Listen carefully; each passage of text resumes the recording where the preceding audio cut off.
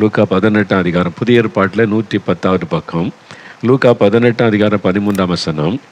ஆயக்காரன் தூரத்திலே நின்று தன் கண்களை வானத்திற்கு ஏறெடுக்க துணியாமல் தன் மார்பிலே அடித்து கொண்டு, தேவனே, பாவியாகிய என்மேல் கிருபையாயிரும் என்றான். சரிங்களா? ஒரு மனிதன் நான் வாரத்துக்கு 2 முறை உபவாசிக்கிறேன், தசம்பாகம் கொடுக்கிறேன், அப்படியாக இப்படியாக ஆண்டவர்கிட்டே தன்னுடைய பெருமை பேசுகிறான். அந்த ஜெபத்தை ஆண்டவர் கேட்கவும் இல்லை, கவனிக்கவும் இல்லை, பதில் கொடுக்கவும் இல்லை. பெருமையின் ஜெபத்துக்கு தேவன் பதில் கொடுப்பது இல்லை. ஆனால் இந்த ஆயக்காரன் என்று சொல்லுகிற அந்த மனிதன் பாருங்க, தன்னை தாழ்த்தி அவன் ஜெபம் பண்ணுகிறான். அதாவது ஆயக்காரன் என்றால் ஆயம் வசூலிக்கிற, டேக்ஸ் கலெக்டர், வரி வசூலிக்கிற ஒரு அதிகாரி. வரி வசூலிக்கிறவர்களை அந்த காலத்தில் பாவியாக கருதினாங்க. என்ன, ரோமருடைய ஆட்சி நடந்ததில்லை, அவங்களுக்கு இவங்க வேலை செய்தாங்க. அப்போ யூத மக்களிடத்தில் வரி வசூலித்து அரசாங்கத்துக்கு செலுத்துவாங்க. அதனால் யூத ஜனங்கள், அந்த மக்கள் இவங்களை, ஆயக்காரர்களை நம்மளை கொடுமைப்படுத்தி நம்மக்கிட்ட டேக்ஸ் கலெக்ட் பண்ணி கொடுக்குறாங்க அந்நியர்களுக்கு எண்ணி இவங்களை வெறுத்தாங்க. பாவிகள் என்று கருதப்பட்டிருந்தவர்கள். அதில் நிறைய பேர், இப்போ லஞ்சம்லாம் நடக்கலை, ஊழல், அது மாதிரி ஃப்ராடுத்தனம் பண்ணுறவங்க நிறைய பேர் இருந்தாங்க. நீங்கள் சகையை கூட ஆயக்காரன் தான், அதில் சீஃப் டேக்ஸ் கலெக்டராக இருந்தார். அதாவது அநியாய சம்பாத்தியம் பண்ணுவார். அங்கே என்ன சொல்லிடுவாங்கன்னா, இந்த பகுதியில் இவ்வளவு நீங்கள் டேக்ஸ் கலெக்ட் பண்ணி தரணும்னு சொல்லி இவங்க பல மடங்கு மக்களை உறிஞ்சி டேக்ஸ் கலெக்ட் பண்ணி கவர்மெண்ட்டுக்கு கொஞ்சம் தான் செலுத்துவாங்க. அதை விட மக்களை கொடுமைப்படுத்தி வசூலிப்பது. அதனால அவங்க பாவிகளாக கருதப்பட்டார்கள்.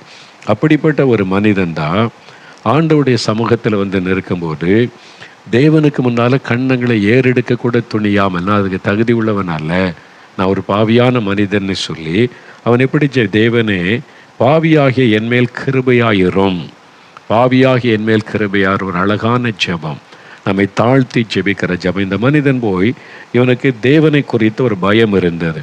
அவர் எவ்வளோ பரிசுத்தமுள்ள தேவன், எவ்வளோ மகிமையின் தேவன், அவருடைய முகத்தை பார்க்க எனக்கு அருகதை கிடையாது என்று அதை பார்க்க துணியாமல் குனிந்து தன்னுடைய மார்பிலை அடித்து கொண்டு, பாருங்க, அவன் தன் மார்பிலை அடித்து கொண்டு அப்படி, ஐயோ நான் பாவி, தன் பாவத்தை குறித்த உணர்வோட கூட தாழ்த்தி அவன் ஜெபம் பண்ணினான்.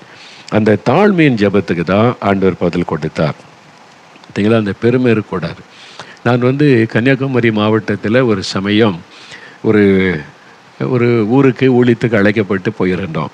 4 நாட்கள் கூட்டம். அந்த போதகர் ஐயா நல்ல தெய்வ மனிதர்.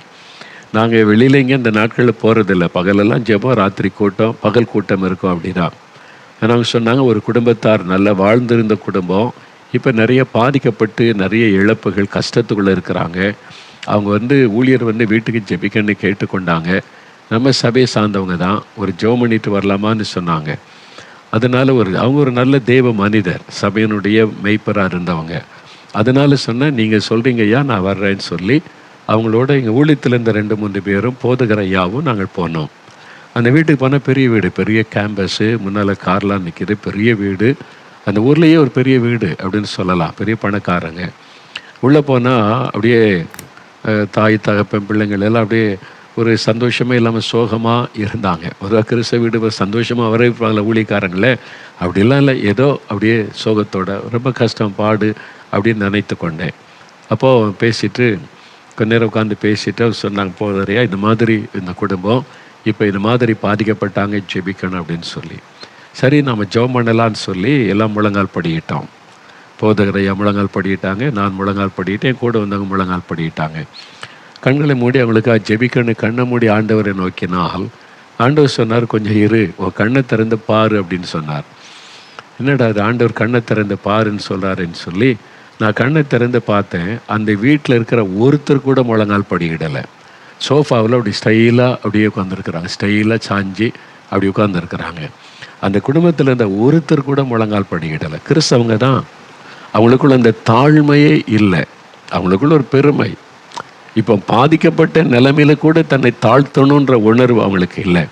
ஆண்டவர் சொன்னார், நான் எப்படி இவங்களை ஆசீர்வதிக்க முடியும்னு நினைக்கிறேன், நான் எப்படி இவங்களுக்காக ஜெபிக்கிற ஜெபத்துக்கு பதில் கொடுக்க முடியும்? ஆண்டவர் வேதனையோடு சொன்னார். அதுக்கு மேலே நம்ம என்ன செய்கிறது? நானும் பாரத்தோடு, ஆண்டவரை மன்னிங்க, இறக்க செய்யுங்க அப்படின்னு சொல்லி பாரத்தோடு ஜெபிச்சுட்டு நான் வந்தேன். இந்த மாதிரி சில கிறிஸ்தவர்கள் பெருமை, தங்களுடைய சுய நீதி, அதை குறித்த ஒரு பெருமை. ஆனால் தாழ்த்தி ஜெபிக்கும் போது தான் ஜெபத்துக்கு பதில் வரும். அதுவும் இந்த மனிதன் பாருங்களேன், மார்பில் அடித்து கொண்டு புலம்புகிறான். மார்பில் அடித்து கொண்டு, தேவனே பாவியாகிய மீது இறக்கமாறுன்னா ஒரு உடைந்த உள்ளத்தோடு அவன் கதறுகிற மாதிரி அவனுடைய ஜெபம் இருக்கிறதை பார்க்கிறோம்ல. அந்த ஜெபம் பாருங்க, 34ஆம் சங்கீதம் 18வது வசனத்தை நீங்கள் பார்க்கும்போது, 34ஆம் சங்கீதம் 18வது வசனம் பாருங்க, ஆண்டவர் எந்த ஜெபத்துக்கு பதில் கொடுப்பார் அப்படின்னு பார்க்கிறோம். அது 690வது பக்கம் பழைய ஏற்பாட்டில் என்ன சொல்லப்பட்டிருக்கு? நொறுங்கொண்ட இருதயம் உள்ளவர்களுக்கு கர்த்தர் சமீபமாயிருந்து நறுங்கொண்ட ஆவி உள்ளவர்களை ரட்சிக்கிறார். நொறுங்கொண்ட ஒரு இருதயம் கொண்டவர்களுக்கு கர்த்தர் சமீபமாக இருக்கிறார். அப்போ தேவ சமூகத்தில் நம்ம வரும்போது ஒரு நொறுங்குண்ட உள்ளத்தோட, அப்படி நம்ம தேவ சமூகத்தில் நொறுங்குண்ட உள்ளத்தோடு ஜெபிக்கும் போது அவர் சமீபமாய் வருவாராம். அதனால தான் நம்ம தேவனுக்கு முன்னாலே தாழ்த்தி நொறுங்குண்ட உள்ளத்தோடு நம்ம ஜெபிக்கணும். அதுதான் நம்ம 2 நாளாகமும் 34:27 வாசிக்கும் போது, 2 நாளாகமும் நீங்கள் வேத புஸ்தகத்தில் 2 நாளாகமும் 34:27வது வசனத்தில் ஆண்டவர் சொல்கிறார். அங்கே யோசியா என்கிற ஒரு ராஜா, அவன் சிறு வயதில் ராஜாவாக்கப்படுகிறான். அதுக்கு முன்னால் இந்த ராஜாக்கள் நிறையா துன்மார்க்கம் நடந்து விக்கிரகாராதனைக்கு இடம் கொடுத்து தேசத்தை சாபத்துக்குள்ளாக்கி தீட்டுப்படுத்திட்டாங்க. வசனத்துக்கு இடம் கொடுக்கலை. ஒரு நாள் அங்கே ஆண்டுடைய தேவாலயத்திலிருந்து அந்த வேத புஸ்தகத்தின் சுருள் எடுக்கப்பட்டது, நியாயப்பிரமாணம் அதெல்லாம் வாசித்த போது இந்த ராஜாக்குள்ள, ஐயோ நம்ம எவ்வளோ பெரிய பாவம் நம்முடைய தேசத்தில் நடந்திருக்கிறது, தேவனை துக்கப்படுத்தி இருக்கிறோன்னு உணர்ந்து அவர் தன்னை தாழ்த்தி ஜெபம் செய்கிறார்.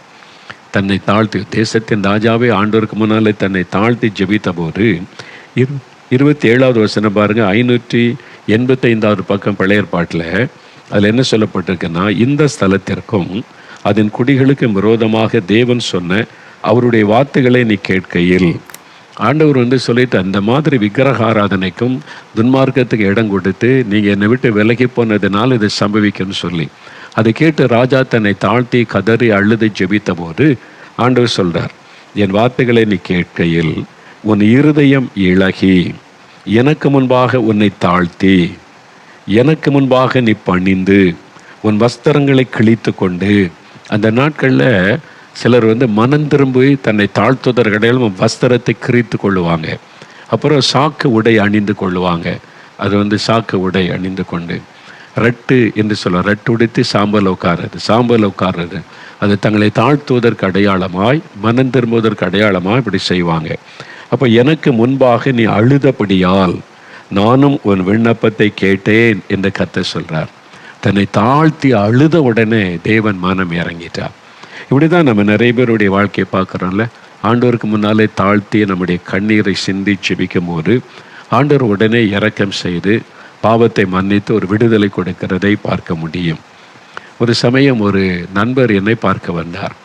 தூத்துக்குடியில் இந்த ஊழியத்தின் ஆரம்ப காலத்தில் நடந்த ஒரு சம்பவம் இப்பவும் மறக்கலை எனக்கு. தூத்துக்குடி பட்டணத்திலேருந்து ஒரு நண்பர் பார்க்க வந்தார். அப்போ நாங்கள் எங்களுடைய ஆஃபீஸ் ஓலக்கொட்டாயில் இருந்தது, அது ஆரம்ப காலம். அங்கே வந்திருந்த போது இப்படி ஒரு நண்பர் பார்க்க வந்திருக்கிறார் சொன்னாங்க. என்னுடைய அறையில் உட்கார வைத்து அவரோடு பேசினேன். என்ன பிரதர், என்ன விஷயம்னு கேட்டேன். சோகத்தோடு காணப்பட்டார். அவர் சொன்னார், நீங்கள் சில நாளைக்கு முன்னால் போன வாரம் எங்கள் ஊருக்கு கூட்டம் நடத்த வந்தீங்களா? ஆமாம், தூத்துக்குடியில் ஒரு பொதுக்கூட்டம் மைதானத்தில் நடைபெற்றது. எனக்கு இந்த மாதிரி பிரசங்கம் கூட்டம் அதெல்லாம் பிடிக்காது. அந்த மாதிரி கூட்டம் ஏதோ ஞாயிற்றுக்கிழமை ஆராதனைக்கு போக வருவோம், அவ்வளோதான். வேறு இந்த கூட்டம் இதெல்லாம் பிடிக்காத பிரசங்கெல்லாம். ஆனால் எங்களுடைய சபை போதகர் உங்கள் கூட்டத்துக்கு வந்தாங்க. அவங்க சொன்னாங்க, என்னை கொண்டு போய் சைக்கிளில் விட்டுருப்பா அந்த கூட்டத்தில்னு சொல்லி, நான் சைக்கிளில் அவங்கள ஏற்றி கொண்டு வந்து அவங்கள கூட்டத்தில் விட்டேன். அப்போ கொஞ்ச நேரம் நின்று, இவர் என்ன தான் பேசுவார், இவ்வளோ ஜனங்க உட்கார்ந்துருக்குறாங்க அப்படின்னு சொல்லி கொஞ்ச நேரம் நின்று அவங்களுடைய பிரசங்கத்தை நான் கேட்டேன். எப்போ அந்த பிரசங்கத்தை கேட்டேனோ அதுலேருந்து என் சமாதானம் போச்சு, சந்தோஷம் போச்சு, இருந்த கொஞ்ச நெஞ்ச சந்தோஷமும் போச்சு. அப்படியே தூங்க முடியல. அந்த வார்த்தை கேட்டுக்கிட்டே இருக்கு. நீங்கள் பண்ண அந்த பிரசங்கத்தினுடைய வார்த்தை என் இருதயத்தில் தொனிச்சுக்கிட்டே இருக்குது, நிம்மதியே இல்லை. அதனால தான் என்ன பிரச்சனை, சில நாளாய் ஒரு 4-5 நாளாக இந்த போராட்டம் தூங்க முடியல, கஷ்டம். அதனால தான் இவரை எங்கே இருக்கான்னு உங்களை விசாரித்து உங்களை பார்த்துட்டு வரேன்னு வந்திருக்கிறேன்னு சொன்னார். அப்போது ஆண்டவருடைய வசனம் அவருக்குள்ளே கிரியை செய்து ஒரு பாவ உணர்வு உண்டாகி இருப்பதை நான் உணர்ந்து கொள்ள முடிந்தது. அப்போது எனக்காக ஜெபிக்கணும்னார். சரின்னு 2 பேரும் முழங்கால் படிக்கிட்டோம். அப்போ அவர் எனக்கு சமாதானம் இல்லை, நிம்மதி இல்லை, இந்த மாதிரி கஷ்டம். அது மாத்திரம் இல்லை சொன்னார், நான் கூட்டத்துக்கெல்லாம் நான் போக மாட்டேன், சர்ச்சுக்கு போவேன், ஞாயிற்றுக்கிழமை பிரச்சனை பண்ணுறதுக்கே போவேன் நான். அங்கே போனாலே கூட்டம் முடிஞ்சு கமிட்டி மீட்டிங்னா பிரச்சனை பண்ணுவேன், சண்டை போடுவேன். இதான் என் வேலை. குடிப்பேன், வெறிப்பேன், மனைவியெல்லாம் அடிப்பேன், துன்பப்படுத்துவேன். இந்த மாதிரி ஆள் நான் ரவுடி மாதிரி நடந்து கொள்ளுவேன். இந்த மாதிரிலாம் நான் நடந்துட்டு அதெல்லாம் எனக்கு அப்படியே பாதிக்குது, உணர்த்துது. அப்படின்னோடனே நான் என்ன பண்ணுறது? அப்போ நான் சொன்னேன், நம்ம 2 பேரும் ஜெபிக்கலாம். இயேசு கிறிஸ்து உங்களுடைய பாவத்தை மன்னித்து சமாதானம் தருவார்னு முழங்கால் படியிட்டோம். அவரும் முழங்கால் படியிட்டார். நான் சொன்னேன், முதல்ல நீங்கள் ஜெபிங்க, அப்புறம் நான் ஜெபிக்கிறேன் அப்படின்னு. அவர் என்னை பார்த்து சொன்னார், எனக்கு ஜெபிக்க தெரியாது அப்படின்னார். கிறிஸ்தவர் தான். அவர் உண்மையை சொன்னார், ஜெபிக்கலாம் தெரியாது, நான் அப்படிலாம் ஜெபிச்சதில்லை. இப்போ என்கிட்ட நீங்கள் சொன்னீங்கல்ல, நான் இது மாதிரி குடித்தேன், வெறிச்சேன், சண்டை போட்டேன், பாவம் செய்தேன், சமாதானமே இல்லை, ஆண்டவர் எனக்கு மன்னிக்கணும் சொன்னீங்கல்ல, அதான், அவ்வளோதான். கண்களை மூடி இப்போ நம்ம 2 பேர் மாத்திரம் இல்லைங்க, இயேசு இருக்கிறார். 2 பேர் 3 பேர் என் நாமத்தினால் எங்கே கூடினாலும் அங்கே இருக்கிறேன்னு இயேசு வாக்கு கொடுத்துருக்கிறார்ல, அவர் இங்கே தான் இருக்கிறார். நீங்கள் கண்களை மூடி இயேசுக்கிட்ட அதை சொல்லுங்கள். அவ்வளோதான் ஜெபம். உடைய மனசில் இப்போ என்கிட்ட சொன்னீங்கல்ல, அது அப்படியே இயேசுவேன்னு அவர்கிட்ட சொல்லுங்கள், அதான் ஜெபம்னு சொன்னேன். சரி அப்படின்னு சொல்லிட்டு கண்ணை மூடினார். இயேசுவே, நான் பாவியான மனுஷன், இது மாதிரி செய்தேன்னு 2 வார்த்தை ஆரம்பித்தார். அவ்வளோதான். அப்படியே சிறு பிள்ளை மாதிரி ஏங்கி ஏங்கி அழ ஆரம்பிச்சார். இருதயம் நொறுங்கி அப்படியே அழுகிறார், கண்ணீர் வடிக்கிறார். அப்படியே அழுது ஐயோ, நான் எவ்வளோ பெரிய பாவி, என் மனைவியை அடித்து கொடுப்படுத்தினேன், கமிட்டியில் போய் சண்டை போட்டு சபையில் ஆண்டவரே நம்ம துக்கப்படுத்தினேன், அழுகிறார். அப்படியே அறிக்கிறார். ஜெபம் பண்ணவே தெரியாதுன்னார். கிட்டத்தட்ட 1/2 மணி நேரம் ஜெபிச்சுக்கிட்டே இருக்கார், அழுதுகிட்டே, இருதயம் நொறுங்கி அழுகிறான். திடீரென்று அப்படியே டக்குன்னு ஜெபம் நின்று விட்டார். என்னடா அது, ஜெபம் முடிக்கலை, அப்படியே அப்புறப்பட்டா நிற்குதுன்னு சொல்லி நான் கண்ணை திறந்து அவரை பார்த்தேன். அப்படியே கண்ணெல்லாம் கண்ணீர், சட்டையெல்லாம் நனைஞ்சிருக்கிறேன். அவர் சொன்னார், வெளியே சொல்ல முடியாத பாவத்தை நான் செஞ்சுருக்கிறேன், அதெல்லாம் கூட ஆண்டவர் உணர்த்துகிறார். நீ இந்த மாதிரிலாம் பாவம் செய்தியப்பா அப்படின்னு உணர்த்துகிறார். அதை சொல்லவே எனக்கு நான் கூசுதே, அதனால் என்ன செய்கிறதுன்னார். நான் சொன்னேன், நீங்கள் செய்கிற பாவம் எனக்கு தெரிய வேண்டிய அவசியம் இல்லை, ஆண்டவர் தான் உங்களுக்கு உணர்த்துகிறார். கண்ணை மூடி நீங்கள் இருதயத்தில் அறிக்கையிட்டு செவிங்க. ஆண்டவர்கிட்ட சொல்லுங்கள், உண்மைதான், இந்த பாவத்தை செஞ்சுட்டேன், மன்னிச்சிருங்க ஆண்டவரே என்னை. அவ்வளோதான். சிறு பிள்ளை போல் அழுதார். இருதயம் நொறுங்கி அவரையே கண்ணீர் விட்டு அழுதார். தன் பாவத்திற்காக மனம் கசந்து அவர் அழுதார். 1/2 மணி நேரம் ஜெபிச்சிருக்கிறார். ஜெபம் பண்ணவே தெரியாது என்னவர். அப்புறம் அவர் ஜெபிச்சு முடித்த பிறகு நான் அவருக்காக ஜெபம் பண்ணேன். ஒரு சிறு ஜெபம் பண்ணேன், அவ்வளோதான். முழங்கால் விட்டு எழும்பும்போது அவருடைய முக ரூபமே மாறி இருந்தார். அப்படியே ஒரு மன மகிழ்ச்சி, ஒரு பெரிய சந்தோஷம், துக்கமெல்லாம் நீங்கள். அவர் சொன்னார், எனக்கு ரொம்ப சந்தோஷமாக இருக்குது, இந்த பாரெல்லாம் போயிட்டு எனக்கு அப்படியே லகுவாக இருக்குது, எப்படி அந்த சந்தோஷம் சொல்கிறதுன்னு தெரியல என்பதாய் சொன்னார். தான் ரட்சிப்பின் சந்தோஷம். இந்த மகன் தன்னை தாழ்த்தி பாவியாக என் மீது கிருபையாருன்னு சொன்ன உடனே நீதிமானாக்கப்பட்டவராய் திரும்பி போனார். ஆண்டவருடைய ஜெபத்துக்கு பதில் கொடுத்தார், தன்னை தாழ்த்தி ஒப்பு கொடுத்து ஜெபித்ததுனால. அப்போ நறுங்குண்ட இருதயத்தோடு ஆண்டவரிடத்தில் நம்முடைய குறைகளை அறிக்கையிட்டு ஜெபிக்கணும். ஒரு பாவம் செய்து விட்டால் சும்மா சாதன ஆண்டவரை தப்பி போன ஆடுகளைப் போல நாங்கள் வழி விலகி போனோன்னு சபையில் சொல்கிற பாருங்க, ஜெபம், பாவ அறிக்கை ஜெபம்னு வெறும் உதட்டில். இருதயம் இணையாட்டா அந்த ஜெபத்தில் பிரயோஜனம் கிடையாது.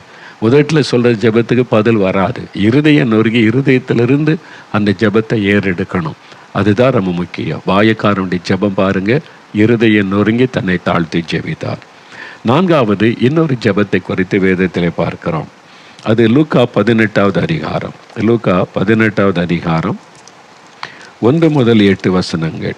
லூக்கா 18 அதிகாரத்தில் முதல் 8 வசனம். இதுக்கு பின்னால் தான் இந்த 2 பேர் தேவாலயத்தில் ஜெபிக்க போனோம்.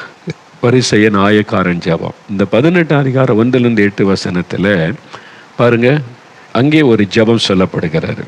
இது யாருடைய ஜெபம் அப்படின்னு நீங்கள் பார்த்தீங்கன்னா, இயேசு சொல்றார், சோர்ந்து போகாமல் எப்பொழுதும் ஜெபம் பண்ண வேண்டும் என்பதை குறித்து அவர்களுக்கு அவர் ஒரு ஓமையை சொன்னார். ஓமையாக சொல்றார். என்ன சொல்றாரு? ஒரு பட்டணத்தில் ஒரு நியாயாதிபதி இருந்தான். அவன் தேவனுக்கு பயப்படாதவனும் மனுஷரை மதியாதவனுமாயிருந்தான். அந்த பட்டணத்திலே ஒரு விதவையும் இருந்தாள். அவள் அவனிடத்தில் போய், எனக்கும் என் எதிராளிக்கும் இருக்கிற காரியத்தில் எனக்கு நியாயம் செய்ய வேண்டும் என்று விண்ணப்பம் பண்ணினாள். இங்கே ஒரு விதவையினுடைய விண்ணப்பம், விதவையினுடைய ஜெபம். நீங்கள் பாருங்கள், இயேசு ஒரு ஓமையாக சொன்னாலும் அதில் ஒரு முக்கியமான கருத்தை ஆண்டவர் சொல்கிறார். அதாவது அதில் ஒரு மனுஷி என்றோ ஒரு பெண் என்றோ சொல்லாதபடி ஆண்டவர் என்ன சொல்கிறார்? ஒரு விதவை அப்படின்னு குறிப்பாக சொல்கிறார். விதவையினுடைய ஜெபம் உங்களுக்கு விளங்கி இருக்கும். அந்த தேசத்தில் நியாயாதிபதி, ஜட்ஜு, அந்த காலத்தில் ராஜாக்கள் அவங்க தான் நியாயாதிபதிகளாக இருந்தாங்க. அவங்கள்ட்ட தான் போய் மக்கள் முறையிடுவாங்க. இவளுக்கு ஒரு பிரச்சனை இருந்தது விதவைக்கு. அதை அந்த நியாயாதிபதி இடத்துல முறையிட்டாள், விண்ணப்பம் பண்ணினாள், எனக்கு நியாயம் செய்யணும் அப்படின்னு சொல்லி. ஒரு விதவை இருந்தாள் என்று ஆண்டவர் சொன்னார். விதவையினுடைய ஜெபம். அப்போ விதவை அப்படின்னு சொல்லி வரும்போது பெண்கள் வந்து புருஷனை இழந்து நிற்கும்போது அவங்க விதவைகள் என்று அழைக்கப்படுறாங்க. வேதத்தில் பார்க்கிறோம், அவர் விதவைகளின் தேவன் என்பதை உணர்ந்து கொள்ள முடியும். விதவைகள் மீது அன்பும் அக்கறையும் உள்ள தேவனுமாய் இருப்பதை பார்க்க முடியும். நீங்கள் ஒரு விதவையாக இருந்தால் மற்ற எல்லாரை விட உங்கள் மேலே ஆண்டவர் ரொம்ப கரிசனை உள்ளவர். ஏன் அப்படி விதவைகள் மீது தேவன் அவ்வளவு கரிசனையும் அக்கறையும் உள்ள தேவனாய் இருக்கிறார் என்றால், வேதத்தில் சொல்லப்பட்டிருக்கிறது, பெண் பிள்ளைகள் என்றால் அவங்க வந்து திருமணமாகும் வரைக்கும் தகப்பனை சார்ந்து அவங்க வாழுவாங்க.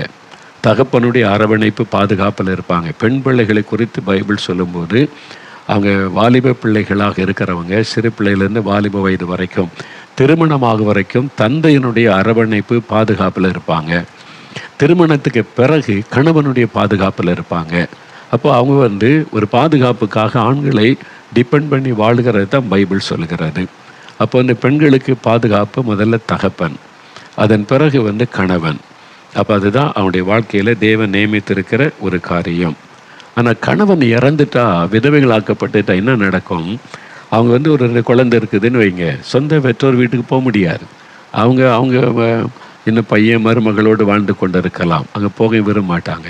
கணவனுடைய குடும்பத்தார் சில சமயத்தில் கைவிட்டுருவாங்க, என் பையனே இறந்துட்டான் இனிமேல் என்ன அப்படின்னு சொல்லி. அப்போ இங்கே தனித்து விடப்பட்ட நிலைமையில் இவங்க யாரை மட்டும்தான் நம்ப முடியும்? அவங்களுடைய நம்பிக்கை முழுவதும் கர்த்தர் மேலே, விசுவாசம் முழுவதும் கர்த்தர் மேலே. இனிமேல் ஆண்டவரே எனக்கு யார்? நீங்கள் தான் எனக்கு எல்லாமே. வாலி பிள்ளைகளை தகப்பன் இருக்க வரைக்கும் தகப்பனை சார்ந்திருப்பாங்க. இப்போ கணவன் இருக்க வரைக்கும் கணவனை சார்ந்திருப்பாங்க.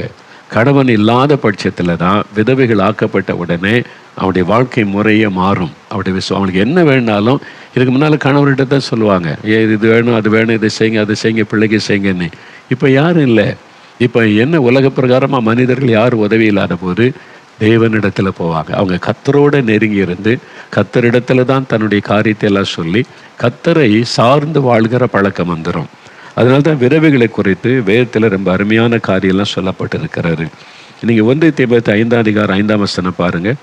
வேதத்தில் 1 தீமோத்தேயு 5ஆம் அதிகாரம் 5வது வசனத்தில், அது வந்து 288வது பக்கம் புதிய ஏற்பாட்டில் நீங்கள் பாருங்கள். 5வது வசனம், 5வது அதிகாரம் 5வது வசனத்தில், உத்தம விதவையாய் இருந்து தனிமையாக இருக்கிறவள் தேவனிடத்தில் நம்பிக்கை உள்ளவளாய் இரவும் பகலும் வேண்டுதலிலும் ஜெபங்களிலும் நிலைத்திருப்பாள்.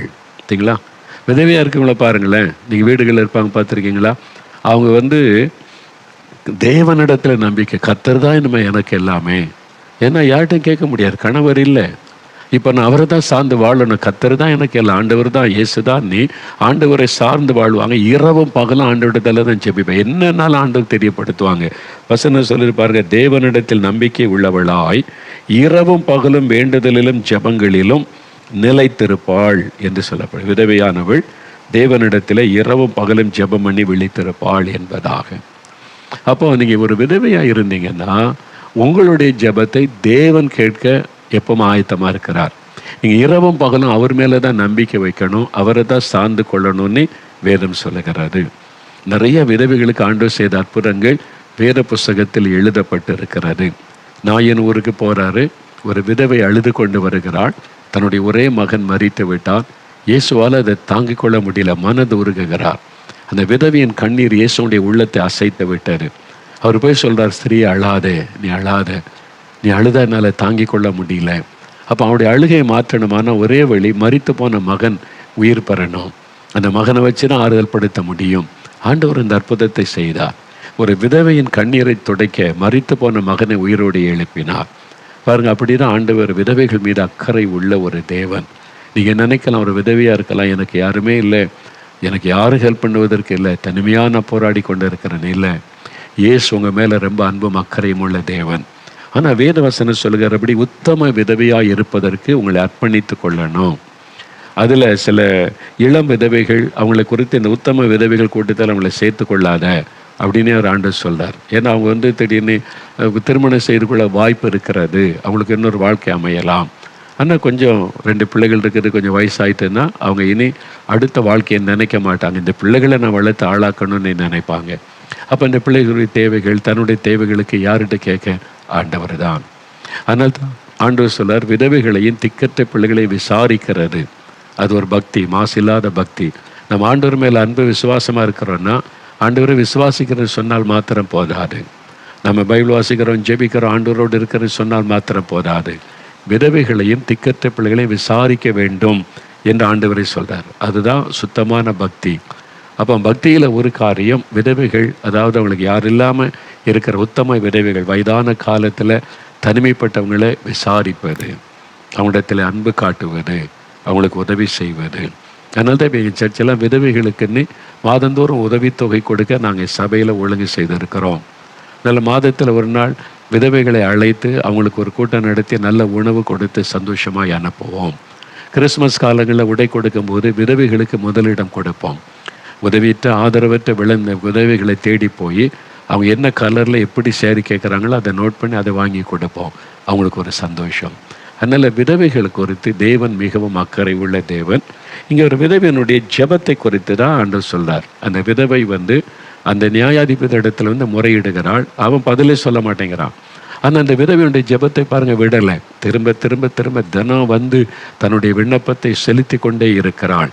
இந்த ஆள் பதில் சொல்ல மாட்டேங்கிறான், இந்த ஆள் நீதி உள்ளவன் அல்லன்னு போயிடல, இவர் தான் எனக்கு நியாயம் செய்ய முடியும்னு திரும்ப திரும்ப ஜெபிக்கிறாள். அதே மாதிரி தான் நீங்கள் ஜெபத்தை விட்டு விடக்கூடாது. ஒரு முறை ஜெபிச்சோம், பதில் வரலையே விட்டுறக்கூடாது. 5 நாள் ஜெபிச்சோம், 10 நாள் ஜெபிச்சோம், பதில் வரலையே விடக்கூடாது. தொடர்ந்து ஜெபிக்கணும். அதைத்தான் நம்ம பார்க்கிறோம். பாருங்கள், இந்த விதவை விடாமல் ஜெபித்து கொண்டே இருந்ததை நம்ம பார்க்கிறோம். இன்னொரு வசனத்தில் பரிசுத்த லூக்கா எழுதின சுவிசேஷம் 2ஆம் அதிகாரம் 36, 37 வசனத்தில் ஒரு விதவை குறித்து சாட்சியாக எழுதப்பட்டிருப்பதை பார்க்கிறோம். பரிசுத்த லூக்கா எழுதின சுவிசேஷம் 2ஆம் அதிகாரம் 36, 37 வசனம் பாருங்கள். பைபிளை புரட்டி எடுத்துக்கொள்ளுங்க. புதிய ஏற்பாட்டில் 80வது பக்கம் எடுத்துட்டிங்களா? அதில் லூக்கா 2ஆம் அதிகாரம் 36, 37 வசனங்கள் எடுத்துட்டிங்களா? பாருங்கள், 80வது பக்கத்தில், ஆசேருடைய கோத்திரத்தாலும் பானுவேலின் குமாரத்தியும் ஆகிய அன்னாள் என்னும் ஒரு தீர்க்கதரிசி இருந்தாள். அவள் கன்னி பிராயத்தில் விவாகமானது முதல் 7 வருஷம் புருஷுடனே வாழ்ந்தவளும் அதிக வயது சென்றவளுமாய் இருந்தாள். ஏறக்குறைய 84 வயதுள்ள அந்த விதவை தேவாலயத்தை விட்டு நீங்காமல் இரவும் பகலும் உபவாசித்து ஜெபம் பண்ணி ஆராதனை செய்து கொண்டிருந்தாள். சரிங்களா? ஒரு தீர்க்கதரிசி. அவள் இயேசு கிறிஸ்து குழந்தைக்கு தேவாலயத்தில் கொண்டு வந்தபோது அவளுடைய தீர்க்கதரிசன அபிஷேகத்தினால் அறிந்து இயேசுவை கையிலேந்தி ஆசீர்வதிக்கிறதே நம்ம பார்க்கிறோம். அவளுக்கு என்ன சொல்லப்படும்? 84 வயதான ஒரு விதவை தாய். அவங்க இரவும் பகலும் உபவாசம் பண்ணி ஜெபித்து தேவாலயத்தை விட்டு போகிறது இல்லை, தேவ சமூகம். அப்போ ஒரு விதவையினுடைய முழு டிபெண்டன்சி, தன்னுடைய சார்ந்திருப்பது கர்த்தர் இயேசு, அவருடைய பிரசன்னம். அவர் தான் எனக்கு எல்லாமே. இரவும் பகலும் அவரை சார்ந்திருப்பார், அவரை நோக்கி ஜெபிப்பார், உபவாசம் பண்ணுவார். பார்த்திங்களா? அந்த விதவை குறித்து சாட்சியாக சொல்லப்பட்டிருக்கிறதை நம்ம பார்க்கிறோம். அதனால் நீங்கள் ஒரு விதவை சகோதரியாக, தாயாராக இருந்தால் நீங்கள் இயேசுவை நல்லா நெருங்கி சார்ந்து கொள்ளுங்க. ஏன்னா அவர் உங்களுடைய தேவன், உங்கள் மேல் அன்பும் அக்கறையும் உள்ள தேவன். உங்களுடைய காரியங்களை அவருக்கு தெரியப்படுத்துங்க, ஜெபத்தில் அவருக்கு தெரியப்படுத்துங்க. அவர் உங்களுக்காக எல்லாவற்றையும் செய்கிற தேவனாக இருக்கிறார். உபவாசம் பண்ணி எப்பொழுதும் ஜெபம் பண்ணுங்க என்பதாக நாம் பார்க்கிறோம். இந்த விதவை பெண்ணை போல நீங்களும் அப்படி ஜெபிங்க அப்படின்றதான் உங்களுக்கு கொடுக்கப்படுகிற ஆலோசனை. சரி, இந்த நேரத்தில் ஆண்டவர் சொன்ன அந்த விதவை, அந்த பெண், அந்த சகோதரி ஜெபித்த ஜெபத்தை குறித்து லூக்கா 18 இயேசு சொல்கிறார்ல, அந்த ஜெபம் அவங்க தினமும் ஜெபிக்கிறாங்க. நியாயாதிபதி பதிலே சொல்ல மாட்டேங்கிறான், ஏன்னா அநீதி உள்ள நியாயாதிபதி. அதனால் ஒரு நாள் இவங்க தொடர்ந்து வந்து ஜெபிக்கிறதுனால அந்த அநீதி உள்ள நியாயாதிபதி மைண்டில் என்ன வருது? இந்த விதவை என்னை எப்பொழுதும் தொந்தரவு செய்கிறபடியால் இவள் அடிக்கடி என்னை அலட்டாதபடி இவளுக்கு நியாயம் செய்ய வேண்டும் என்று தனக்குள்ளே சொல்லி கொண்டான். இவள் டெய்லி அலட்டிக்கிட்டே இருக்கிறா, எனக்கு நியாயம் செய்யுங்க நியாயாதிபதியேன்னு சொல்லி. அதனால் இவளுக்கு தொந்தரவு பொருட்களை இவளுக்கு செஞ்சிருவோன்னு சொல்லி. அப்போ ஆண்டவர் வாக்கு அந்தபடியே தேவன் தம்மை நோக்கி இரவும் பகலும் கூப்பிடுகிறவர்களாகிய தம்மால் தெரிந்து கொள்ளப்பட்டவர்களின் விஷயத்தில் நீடிய பொறுமையுள்ளவராயிருந்து நியாயம் செய்யாமல் இருப்பாரோ? சீக்கிரத்திலே அவர்களுக்கு நியாயம் செய்வார். இரவும் பகலும் ஜெபிக்கிறார், இரவும் பகலும். ஏன்னா விதவைகளுக்கு சில குடும்ப பொறுப்புகள் இருக்கலாம், பிள்ளைகள் இதெல்லாம். சில குடும்பத்தில் அவங்க வயதான அந்த தாய்மாராக இருப்பாங்க, பிள்ளைகள் பேர பிள்ளைகள்லாம் வந்திருப்பாங்க, அவங்க குடும்பத்தார் மருமகள் அல்லது மகள் கவனித்து கொள்வாங்க. இவங்களுக்கு அதிக வேலை இருக்காது, இவங்க அதுக்குள்ள அறையிலே இருப்பாங்க. நல்ல டைம் உங்களுக்கு, நல்ல வசனத்தை தியானிங்க, இரவும் பகலும் ஜெபம் பண்ணுங்க. நேரத்தை டிவிக்கு முன்னால் வீணாக்கி உங்களுடைய பொன்னான நேரத்தை ஆசை விடாதங்க. தேவ சமத்துக்கு போங்க, ஆண்டவரோடு பேசுங்க, உபவாசம் பண்ணுங்க, ஜெபம் பண்ணுங்க. உங்கள் பிள்ளைகள் பேர குழந்தைகளுக்கு எல்லாம் ஜெபிங்க. அது மாத்திரமல்ல, உங்களை மாதிரி விதவைகள் இயேசுவை அறியாத எத்தனையோ பேர் இருக்கிறாங்க, அவங்களுக்காக ஜெபம் பண்ணுங்க. அப்புறம் எல்லாரும் இந்த ஆண்டவரை அறிந்து கொள்ளணும். விதவைகளின் தேவன் ஒருவர் இருக்கிறார் என்பதை தேசத்தில் இருக்கிற எல்லா விதவைகளையும் அறிந்து கொள்ளணும். அப்படி அடைக்கலத்துக்குள்ளே வரணும்னு ஜெபம் பண்ணுங்க. ஜெபிக்க வேண்டிய இவ்வளோ காரியம் இருக்குல்ல. உங்களுக்கு அதிகமான ஒரு வேலை இல்லாத பட்சத்தில் இந்த நேரத்தை நீங்கள் பயன்படுத்துங்க. அந்த விதவை பாருங்கள், தேவாலயத்தை விட்டு விலகலை, உபவாசத்திலும் ஜெபத்தில் தரித்திருந்தாள். அந்த மாதிரி ஜெபிக்கணும். அப்படி ஜெபிக்கும் போது சில சமயத்தில் சோர்வு வந்துடும். எவ்வளோ நாள் நான் ஜெபிக்கிறேன், ஆண்டவருடைய பிள்ளைகள் காரியத்தில் ஒன்றும் செய்ய மாட்டேங்கிறாரு, இந்த பேர பிள்ளைகளுடைய காரியத்தில் ஒன்றும் நடக்க மாட்டேங்குது. நிறையா இந்த வயதான இந்த தாய்மார் தான் தன்னுடைய பேர குழந்தைகளுக்கு ரொம்ப பாரம் எடுப்பாங்க. ரொம்ப கவனமாக அவங்க ரட்சிக்கப்படணும், ஆவிக்குரிய வாழ்க்கையில் வரணும் அப்படிலாம் சொல்லி ரொம்ப துக்கத்தோடு விசனத்தோடு சொல்லுவாங்க இல்லை. அப்போ அதுக்கு நீங்கள் ஜெபம் பண்ணுங்க, நீங்கள் ஜெபிக்கணும். எப்படி ஜெபிக்கிறதுன்னு கேட்டால், பதிலை பெற்றுக்கொள்ள வரைக்கும் ஜெபிக்கிறார். அதுதான் நம்ம இங்கே பார்க்குறோம். அப்போ ஆண்டவர் வாக்கு கொடுக்க சீக்கிரத்தில் உங்களுக்கு நியாயம் செய்வார். அநீதி உள்ள நியாயாதிபதியை பாருங்கள், தொடர்ந்து விதவை போய் ஜெபிக்க ஜெபிக்க ஜெபிக்க ஒரு நாள் உங்களுக்கு நியாயம் செஞ்சுன்னு நினைக்கிறான்ல. ஆனால் தேவன் நீதி உள்ளவர், அவர் உங்கள் மேல் அன்பும் அக்கறையும் உள்ளவர். அப்போ உங்களுடைய ஜெபத்தை அசட்டை பண்ணுவாரா? உங்களுடைய ஜெபத்துக்கு பதில் கிடைக்காதத மாதிரி தெரியும், ஆண்டவர் கவனிக்காத மாதிரி தெரியும். இல்லை, சோர்ந்து போகாதங்க. இயேசுவே சொல்றார், சோர்ந்து போகாமல் எப்பொழுதும் ஜெபிக்கணும்னு தான் இதை சொல்லுகிறார். அப்போ ஜெபத்தில் நீங்கள் சோர்ந்து போகக்கூடாது. பதில் வரலையே, இன்னும் கேட்கப்படலையே, நம்முடைய ஜெபத்திற்கு ஆண்டவர் பதில் தரலையேன்னு சோர்ந்து போகக்கூடாது, விடக்கூடாது. தொடர்ந்து ஜெபிக்கணும், தொடர்ந்து ஜெபிக்கணும், பதிலை பெற்றுக்கொள்ளும் வரைக்கும் ஜெபிக்கணும். என் ஆண்டவர் வாக்கு கொடுத்துட்டார், தேவன் தம்மை நோக்கி இரவும் பகலும் வேண்டிக் கொள்ளுகிற தம்மால் தெரிந்து கொள்ளப்பட்டவனின் விஷயத்தில் பொறுமையாக இருந்து பதில் தருவாராம். ஆண்டவர் அவசரப்பட மாட்டார். நமக்கு எப்பொழுதும் அவசரம், உடனே நடந்துடணும்னு. அந்த ஆண்டவர் ஜெபத்தை கேட்டுக்கிட்டே இருப்பார், ஏற்ற சமயத்துக்கு பார்த்து கொண்டே இருப்பார். அந்த டைமில் அந்த காரியமெல்லாம் நிறைவேறுவதை பார்க்கலாம். அதே சமயத்தில் 8ஆம் வசனத்தில் சொல்றாரு, சீக்கிரத்திலே அவர்களுக்கு நியாயம் செய்வார். அப்போ ஆண்டவர் சில சீக்கிரத்திலே உங்களுக்கு ஆண்டவர் நியாயம் செய்வார். அதனால ஜெபத்தை விட்டு விடாதங்க, ஜெபத்தில் சோர்ந்து போகாதங்க. அந்த விதவை சகோதரி எப்படி ஜெபிச்சாங்களோ அதே மாதிரி தொடர்ந்து திரும்ப திரும்ப திரும்ப ஆண்டவரிடத்தில் ஜெபித்து கொண்டே இருங்க, உங்களுக்கான பதில் கட்டாயம் வரும். அதனால் ஜெபத்தில் ஒரு பகுதி ஒரு விதவையினுடைய ஜெபம். இன்னொரு ஜெபத்தை குறித்து வேதத்தில் பார்க்கிறோம். யாக்கோபு 5ஆம் அதிகாரம் 16வது வசனம். யாக்கோபு 5ஆம் அதிகாரம் 16வது வசனம். பைபிள் எடுங்க, வசனத்தை புரட்டுங்க. யாக்கோபு 5ஆம் அதிகாரம் 16வது வசனத்தில் ஒரு ஜெபத்தை குறித்து வேதத்தில் சொல்லப்படுகிறது. என்ன சொல்லப்பட்டிருக்கு பாருங்க. 316வது பக்கம் புதிய ஏற்பாட்டில் அந்த வசனத்தை வாசிக்கலாமா? யாக்கோபு 5:16. நீங்கள் சொஸ்தமடையும்படிக்கு உங்கள் குற்றங்களை ஒருவருக்கொருவர் அறிக்கையிட்டு ஒருவருக்காக ஒருவர் ஜெபம் பண்ணுங்கள். நீதிமான் செய்யும் ஊக்கமான வேண்டுதல் மிகவும் பலனுள்ளது. நீதிமான் செய்யும் ஊக்கமான வேண்டுதல் மிகவும் பலனுள்ளதாக இருக்கிறது என்று வசனம் சொல்லுகிறார். அதாவது நீதிமானுடைய ஜெபம், இது நீதிமானுடைய ஜெபம், ப்ரேயர் ஆஃப் ரைச்சஸ். நீதிமானுடைய ஜெபம் மிகுந்த பலன் உள்ளது அப்படின்னு நீதிமானுடைய ஜெபத்தை குறித்து சொல்லப்படுது. சிலர் சொல்லுவாங்க, ஐயா எனக்காக ஜெபிக்கணும், இதுக்கு ஜெபிங்க அதுக்கு ஜெபிங்க. சரி, நீங்கள் ஜெபிச்சாலும் ஆண்டவர் பதில் தருவார், நீங்கள் ஜெபிக்கலாம்னா இல்லை நான் பாவியான மனுஷன், ஏன் ஜெபத்தை கேட்க மாட்டார், நீதிமான் செய்யும் ஜெபத்துக்கு ஆண்டவர் பதில் தருவார்னு சொல்லியிருக்கல, நீங்கள் நீதிமான் நீங்கள் ஜெபிங்க அப்படின்னு அவங்க அப்படியே பிளேட்டை மாற்றி போட்டுருவாங்க.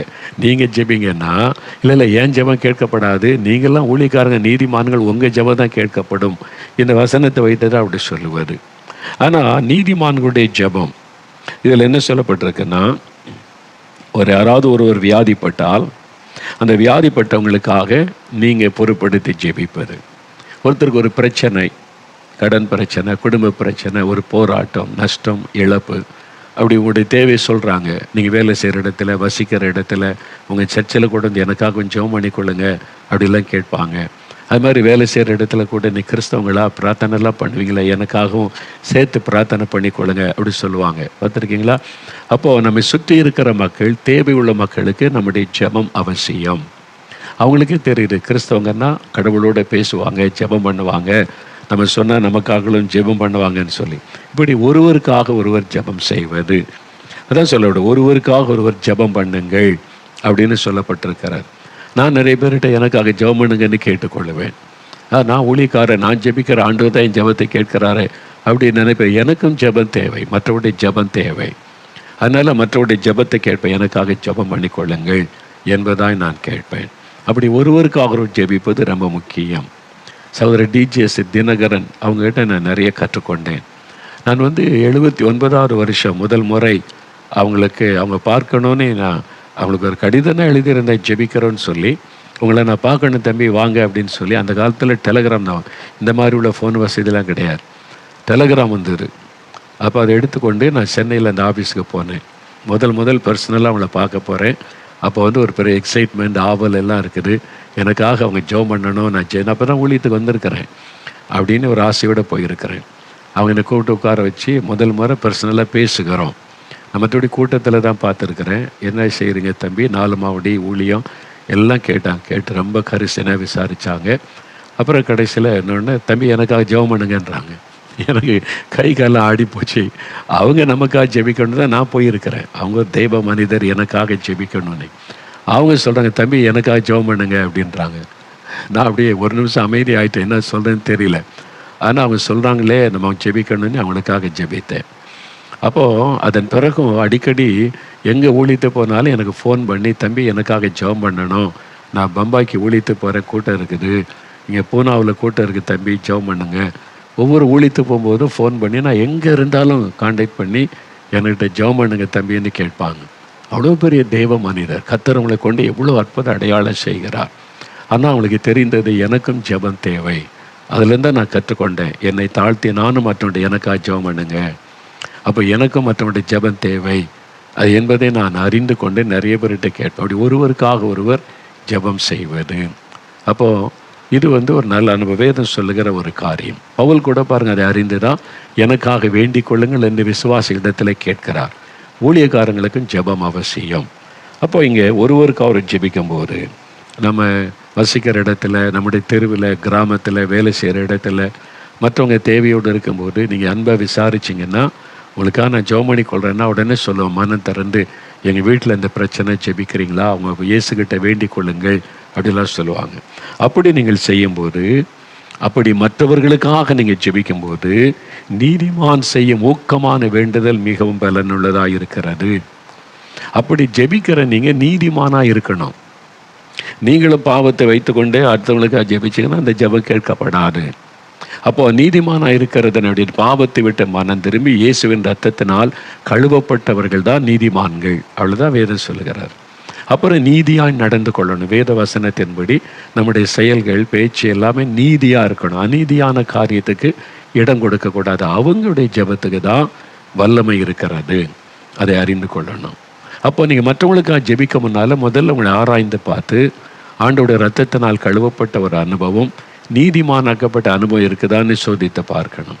என்னால் 1 பேதுரு 2:24 வசனம் சொல்கிறது, நாம் பாவங்களுக்கு செத்து நீதிக்கு பிழைக்கும்படி, அதாவது பாவியாய் இருக்கிற நாம் நீதிமான்களாய் மாற்றப்படும்படி இயேசு நம்முடைய பாவங்களை தன்னுடைய சரீரத்தில் சிலுவையில் சுமந்தார். நம்மை நீதிமானாய் மாற்றத்தான் நம்முடைய பாவத்தை தன் மீது ஏற்றுக்கொண்டு சிலுவையில் ரத்தம் சிந்தினார். அதை விசுவாசித்து இயேசுவே உங்களுடைய ரத்தத்தினால கழுவுங்க, என் பாவத்தை மன்னிச்சிருங்கன்னு சொல்லும்போது, அவருடைய ரத்தம் நம்ம இருதயத்தை கழுவும் போது நீதிமான்களாய் மாற்றப்படுகிறோம். அப்போ உங்களுடைய ஜெபம் வல்லமை உள்ளதாக இருக்கும்.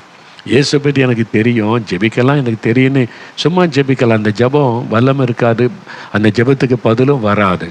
அப்போ நீதிமானாக இருந்து நீங்கள் ஜெபிக்கும் போது தான் அது மிகவும் பலன் உள்ளதாக இருக்கும். அதுக்கு என்ன சொல்ல, ஃபெர்வென்ட் ப்ரேயர் ஆஃப் ரைச்சஸ்னஸ்.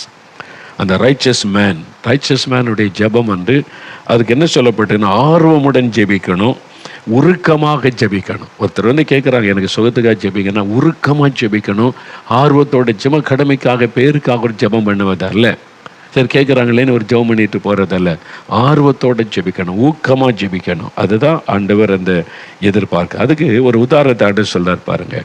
இங்கே வசனம் சொல்லுது, யாக்கோபு 5:17-18, எலியா என்பவன் நம்மை போல பாடுள்ள மனுஷனாயிருந்தும் மழை பெய்யாதபடி கருத்தாய் ஜெபம் பண்ணினான்.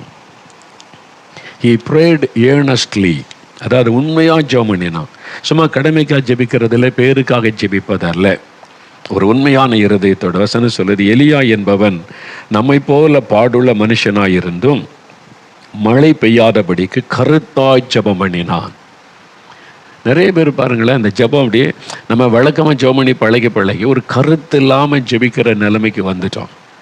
சாப்பிட உட்காந்தா சாப்பாட்டுக்கு ஜெபிக்கணும்னு கற்றுக் கொடுத்துட்டாங்க சின்ன வயசுல இருந்தே.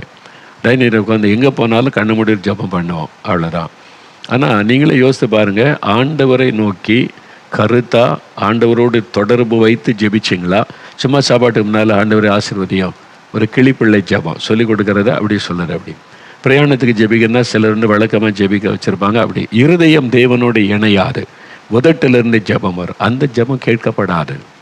அது கடமைக்காக ஜெபிக்க. நிறைய ஜெபம் பாருங்க, கடமைக்காக வழக்கத்தின்படி ஜெபிக்கிற வெறும் உதட்டிலேருந்து வரும், இருதயத்திலேருந்து வராது.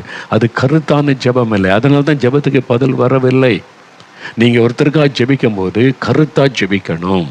அதான் எலியா நம்மை போல பாடுள்ள மனுஷனாயிருந்தும் மழை பெய்யாதபடிக்கு கருத்தாய் ஜெபம் பண்ணினான். அப்பொழுது 3 வருஷமும் 6 மாதமும் பூமியின் மேல் மழை பெய்யவில்லை. மறுபடியும் ஜெபம் பண்ணினான். அப்பொழுது வானம் மழையை பொழிந்தது, பூமி தன் பலனை தந்தது. பார்த்தீங்களா? ஒரு கருத்தான ஜெபம் இருக்கணும். ஒரு அவங்களுடைய பாரத்தை உணர்ந்து சும்மா கேட்குறாங்களேன்னு கடமைக்கு ஜெபிச்சுட்டு போவதால, முதல்ல நீங்கள் ஜெபிக்கும் போது ஆண்டவரோடு கனெக்ட் ஆகணும். நீங்களும் ஆண்டவரோடு தொடர்பு, அவரை பார்த்து கனெக்ட் பண்ணி ஜெபிக்கணும். அதுதான் கருத்தான. ஆண்டவரோட தொடர்பு இருக்குதா இல்லை கண்ணை மூடிட்டு ஒரு ஜெபம் பண்ணிடுறாரு, அவ்வளோதான். சும்மா வழக்கத்தின்படி ஜெபம், அதில் பிரயோஜனம் இல்லை. பிரயோஜனம் இல்லாதபடி நிறைய பேர் ஜெபிக்கிறாங்க. அந்த ஜெபம் பரலோகத்துக்கு செல்வதில்லை, தேவன் கவனிப்பதும் இல்லை.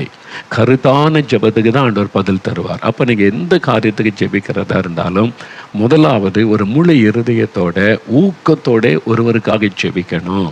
அதான் முக்கியம். அப்படி இல்லாவிட்டால் அந்த ஜெபத்தில் பிரயோஜனம் இல்லை, ஜெபத்துக்கு பதில் வராது. எலியா ஒரு நீதிமான், ஆண்டவுடைய ஒரு தீர்க்கதரிசியாக இருந்தார். அவர் ஊக்கத்தோட ஜெபம் பண்ணினார். அதான் நம்ம பார்க்கிறோம். நீங்கள் நீதிமானாக இருந்தால் தான் மற்றவர்களுக்காக ஜெபிக்கவே முடியும். நீங்கள் பாவத்தில் இருந்தால், நீங்கள் குடிக்கிறீங்க ரகசியமாக, ஒருத்தர் உங்களுக்கு ஜெபிக்க ஓடாது, வார்த்தையே வராது, உங்களுக்கே தெரியும், ஏமாற்றிட்டு போயிடுவீங்க. எனக்கு பழக்கம் இல்லை அப்படின்ட்டுன்னு. என்ன உங்களால் ஜெபிக்க முடியாது, தேவனோட கனெக்ஷன் இல்லை.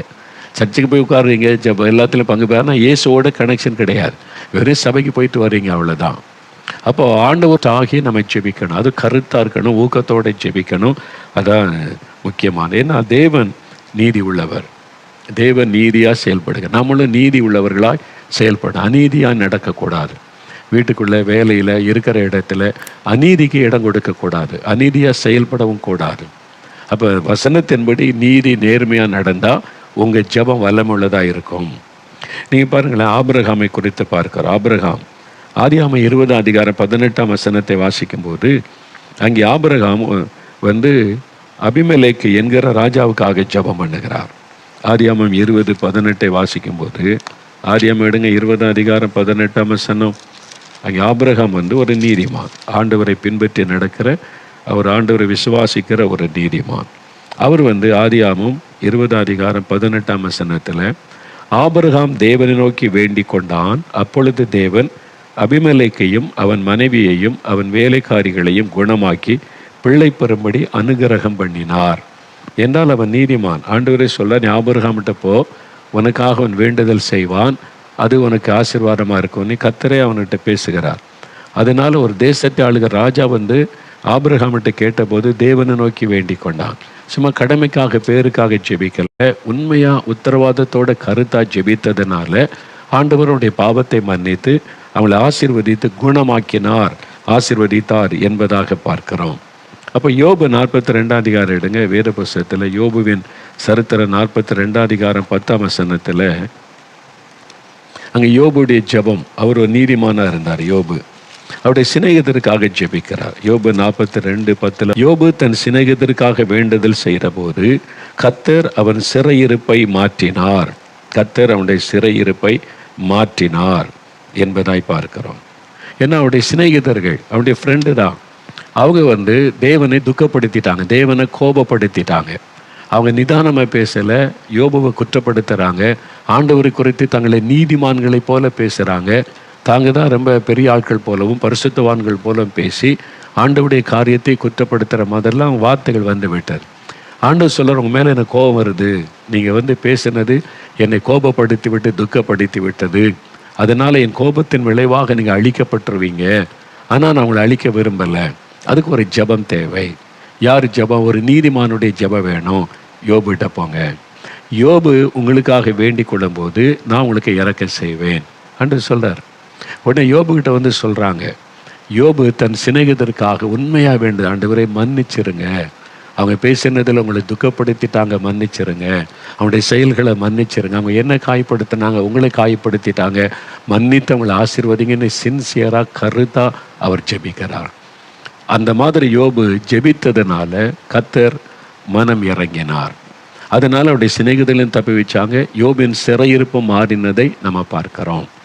அப்போது நாம் ஜெபிக்கும்போது, மற்றவர்களுக்காக ஜெபிக்கும்போது, ஒரு நீதிமானாக இருந்து மற்றவர்களுக்காக பாரம் எடுத்து கருத்தாக ஜெபிக்கும்போது தேவன் அதை கனப்படுத்துவார். 1 சாமுவேல் 12:23 சாமுவேல் சொல்லுகிறார், அவர் ஜனங்களை பார்த்து, உங்களுக்காக நான் விண்ணப்பம் பண்ணாமல் இருந்தால் பாவம் செய்தவனாக இருப்பேன் அப்படின்னு சொல்கிறார். ஏன்னா நான் தீர்க்கதரிசி, கர்த்தருடைய ஊழியக்காரன், ஒரு நீதிமான், உங்களுக்காக நான் ஜெபிக்கணும், ஜெபிக்கலைன்னா நான் பாவம் செய்தவனாக இருப்பேன். அதாவது ஒரு ஊழியக்காரன்னா தேசத்துக்காக ஜெபிக்கணும், ஆள்றவங்களுக்காக ஜெபிக்கணும், மற்றவங்களுக்காக ஜெபிக்கணும், ஜனங்களுடைய பாவம் மன்னிக்கப்பட்டு விடுதலையை ஜெபிக்கணும். இந்த ஜெபத்தெல்லாம் செய்யாவிட்டால் நம்ம பாவம் செய்து கொண்டு இருக்கிறோன்னு அர்த்தம். நான் இந்த தேசத்துக்காக, என் ஜனங்களுக்காக உத்தரவாதம் பண்ணி கருத்தாக ஜெபிக்காவிட்டால் நான் பாவம் செய்து கொண்டிருக்கிறேன்னு அர்த்தம். இந்த சாமுவேல் அப்படி தான் உணர்ந்து சொல்லுகிறார், நான் உங்களுக்கு விண்ணப்பம் பண்ணாமற் போனால் நான் பாவம் செய்தவனாக இருப்பேன் என்பதாய் சொல்லுகிறார். அப்போது நீதிமான்கள் மற்றவர்களுக்காக ஜெபிக்கும் போது பார்த்தீங்களா, ஆபிரகாம் ஜெபித்த போது அவங்களுக்கு சுகம் உண்டாகிறது, கற்பத்தின் ஆசீர்வாதம் உண்டாகிறது. யோபு ஜெபித்த போது அவங்க மேலே இருக்க தேவ கோபம் நீங்கி ஆசீர்வாதம் உண்டாகிறது. அதே மாதிரி நாம் ஜெபிக்கும் போது, மற்றவங்களுடைய சுகத்துக்காக ஜெபிக்கும் போது அவங்களுக்கு சுகம் உண்டாகும், விடுதலை உண்டாகும், அவங்களுக்கு அற்புதம் நடக்கும். நான் தான் சொன்னேன், இப்போ நீதிமான் தான் யார் அப்படின்னா, நான் சிம்பிளாக சொன்னேன், இயேசுவின் இரத்தத்தினால கழுவப்பட்டவர்கள், அவரால் நீதிமான்கள் ஆக்கப்பட்டவர்கள். நாம் யாரும் பிறக்கும்போது நீதிமான்கள் கிடையாது. பாவத்திலே பிறந்து பாவத்திலே வளருகிறோம். பாவ சுபாவம் நமக்குள்ளாகவே இருக்கிறது. எந்த குழந்தைக்கு யாராவது பொய் சொல்ல கற்றுக் கொடுப்பாங்களா? ஆனால் பொய் சொல்லுது. எந்த குழந்தைக்கு பிடிவாதத்தை யாரும் கற்றுக் கொடுப்பாங்களா? பிடிவாதம் பிடிக்குது. எந்த பிள்ளைக்காவது கோபத்தை சொல்லிக் கொடுப்பாங்களா? திடீர்னு கோபம் வருது.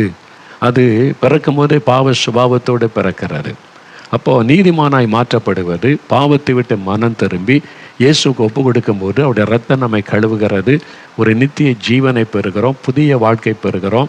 அப்பொழுது நீதிமான்கள் என்ற அனுபவத்தை நம்ம பெறுகிறோம். அப்போ இயேசு எனக்குள் இருக்கிறார், அவருடைய இரத்தத்தினால் கழுவப்பட்டிருக்கிறேன், அவருக்கு பிரியமாய் நான் வாழுகிறேன், நான் ஒரு நீதிமான். அப்போது அவங்களுடைய ஜெபம் வல்லமுள்ளதாக இருக்கும். ஆனால் நீங்கள் கருத்தாக ஜெபிக்கணும், பேருக்காக ஜெபிக்கிறவங்களா இருக்கக்கூடாது. அப்போ தான் ஆண்டவர் அற்புதம் செய்ய முடியும். பாருங்க, நான் வியாதிப்பட்டு படுக்கையில் இருந்தபோது நான் பல முறை சாட்சி சொல்லியிருக்கிறேன்.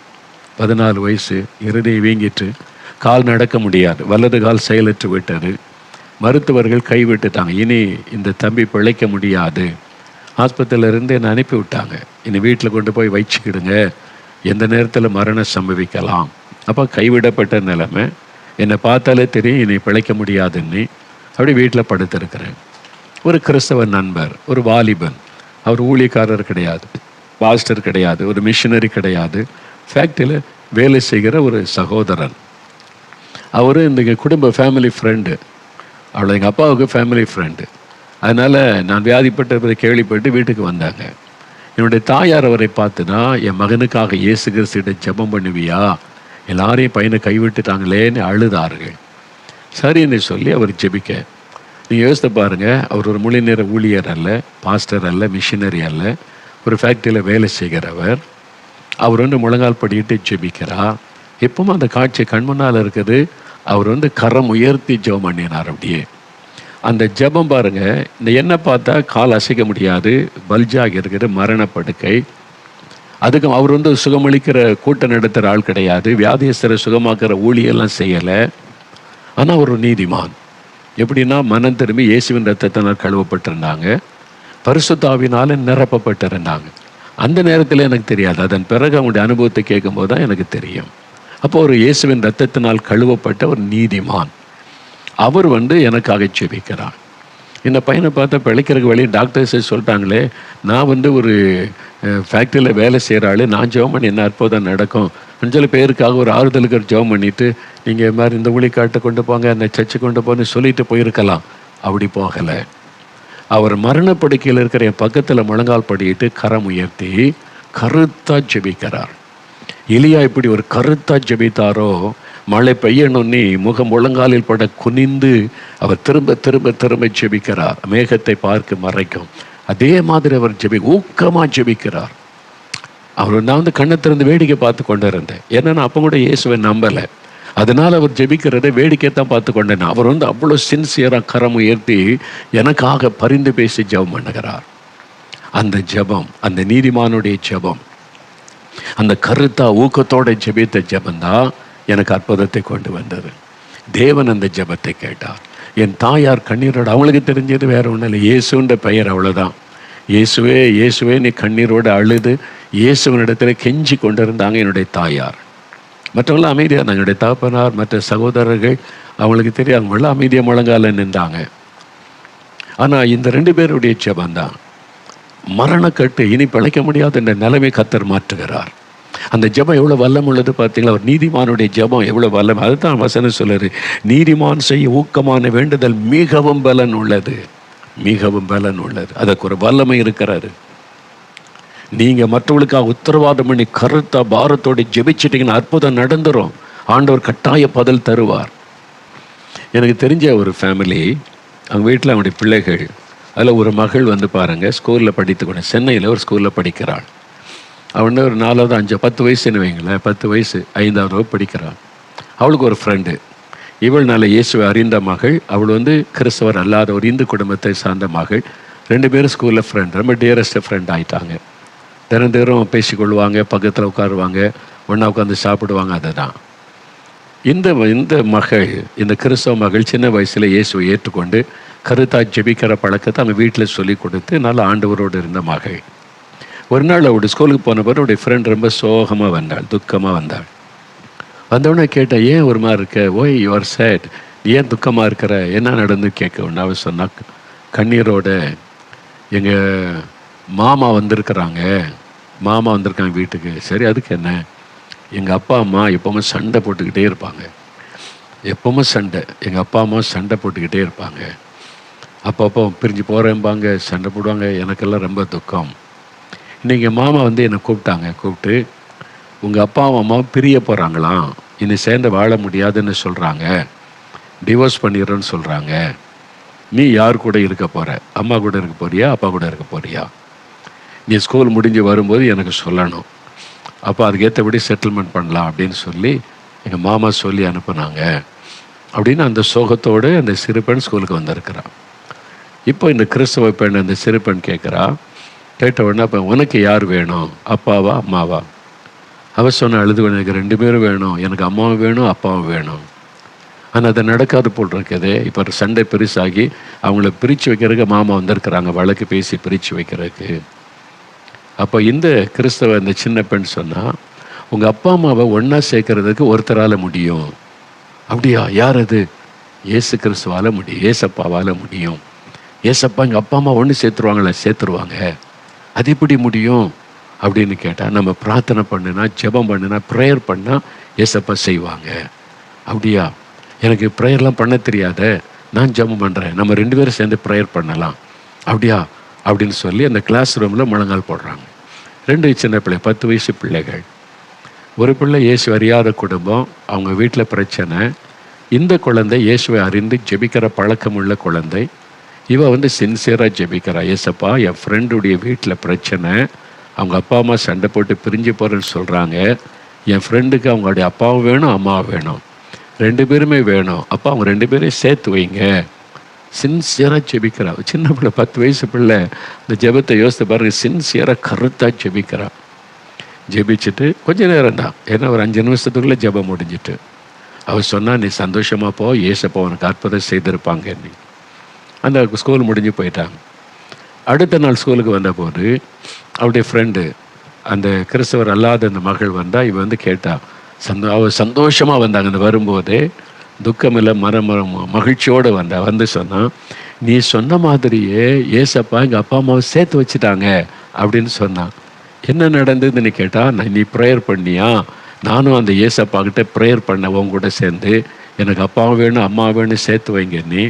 நான் சாயங்காலம் வீட்டுக்கு போகிறேன். எங்கள் மாமா இல்லை, மாமா ஊருக்கு போயிட்டாரு. எங்கள் அப்பா அம்மா சிரித்து சந்தோஷமாக பேசி கொண்டு இருந்தாங்க.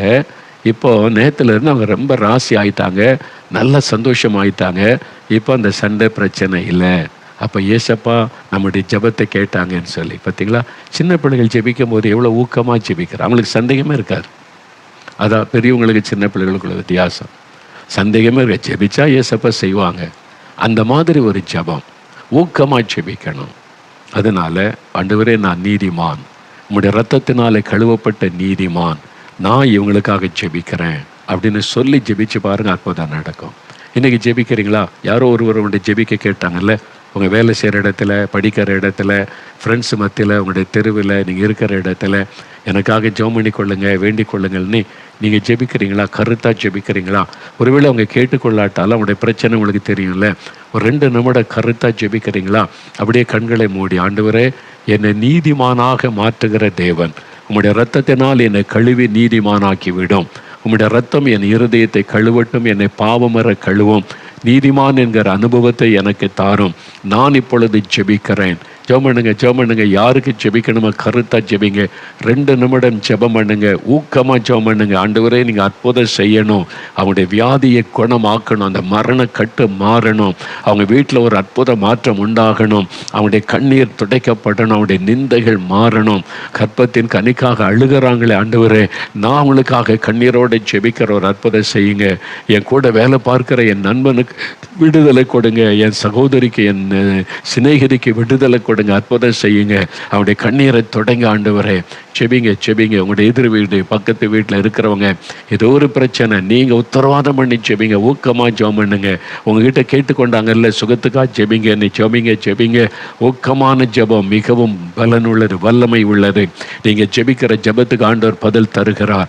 இயேசுவின் நாமத்தில் அற்புதம் நடக்கட்டும்னு சொல்லுங்க. இயேசுவின் நாமத்தில் விடுதலை உண்டாகட்டும், இயேசுவின் நாமத்தில் சுகம் உண்டாகட்டும். ஆண்டவர் அற்புதம் செய்வீராக.